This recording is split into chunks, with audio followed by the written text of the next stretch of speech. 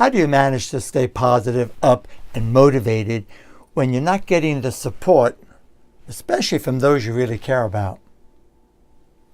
A second question might also be, how do you handle perhaps being in a work environment that's becoming toxic because of the negativity? Let's face it, we all face it, don't we?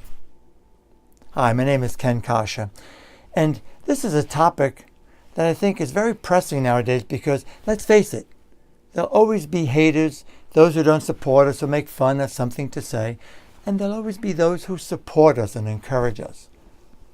So I'd like to offer you in this video 4 questions that I've used myself in my own life, that I've offered to my students, my coach clients that work, that can make a huge difference in how you stay motivated, stay positive, and not let the negativity get the best of you. So first question, simple, there's just 4 questions. First question, you want to ask yourself, whether it be somebody you live with, whether it be one of your children, whether it be a dear friend, whether it be a co-worker, whether it be your boss, it doesn't matter, depending on what's appropriate. The first question is, when you find yourself and they're being very negative, can I help them? What's the answer? Well, you might be able to point them in a direction. You might be able to encourage them, speak from your heart. But ultimately, it has to come from them. It has to come from within. You know that. Of course you do. The second question might be, oh, this is really getting toxic and the conflict. You want to ask, can I change them? Whoa. Let's face it, do we even have a right to change another human being? Everybody has a right to be who they are, to grow or not grow at their own pace.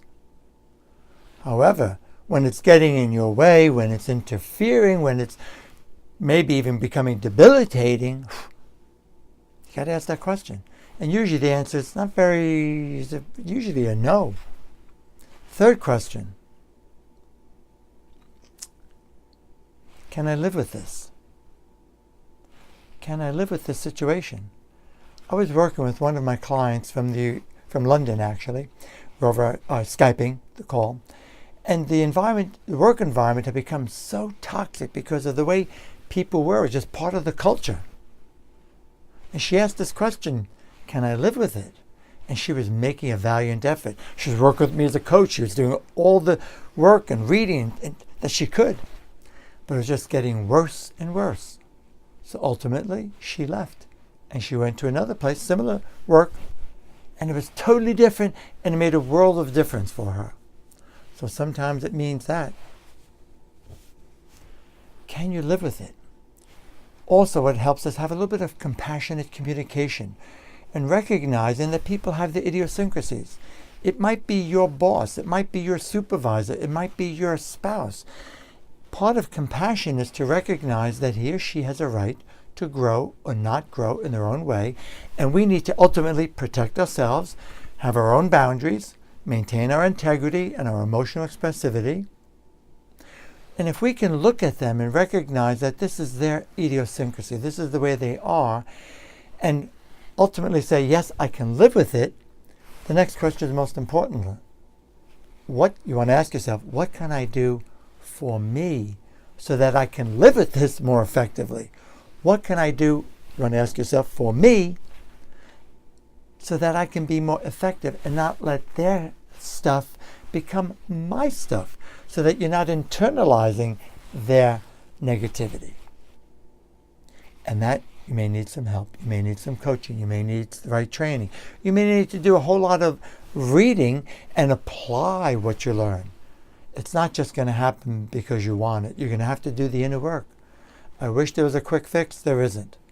But if you apply yourself and get the right training or the tools, of course you can.